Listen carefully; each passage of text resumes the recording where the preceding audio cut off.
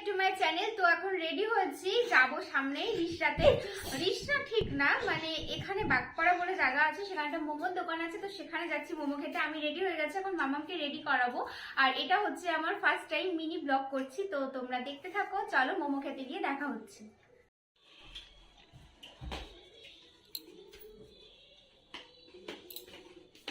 চলে গেলাম। আপনারাও আসতে পারেন আর আমি গিয়েও দিয়ে আসতে পারি। আপনার বাড়িটার লোকেশনটা বলে দিন। মৈত্রী পরিষদ ক্লাব। মৈত্রী পরিষদ ক্লাব। আমাদের খালি অর্ডারটা 100 টাকা হতে হচ্ছে। টাকার উপরে অর্ডারটা এই কারণেই চাই, কারণ আমাদের ডেলিভারি চার্জটা খুব টাকা নিয়ে আমরা ইচ অর্ডার যদি 10 প্লেটও দেন তাতেও 10 টাকাই দেবো। তো দেখো আমরা ফার্স্ট টাইম গেছিলাম ওই দোকানটাতে মোমো খেতে। তো মোমো তখন আমরা গেছি 8:30 মতো বাজে।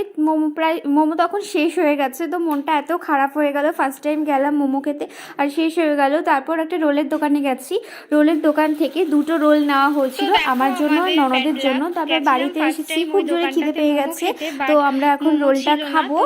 আর রোল খেয়ে আমরা একটা কাজ আছে, সেটা হচ্ছে কি বেগুন পোড়ানো। তো চলো তোমরা দেখতে থাকো। চলো। তো দেখো আমাদের রোল খাওয়া হয়ে গেছে, আর এখানে 2টো বেগুন আছে। আজকে রান্না করেছিলাম লোটে মাছ, ডাল আর পেঁয়াজ কলি আলু ভাজা। তো রাত্রেবেলা কিছু করার দরকার, তো ভাবছি যে বেগুনটাকে পোড়াবো। আর এখানে আছে টমেটো, পেঁয়াজ, লঙ্কা আর ধনেপাতা। এগুলো আমি কেটে নেব। ততক্ষণে আমি বেগুনটাকে কেটে তেল মাখিয়ে তারপর পোড়াতে বসাই।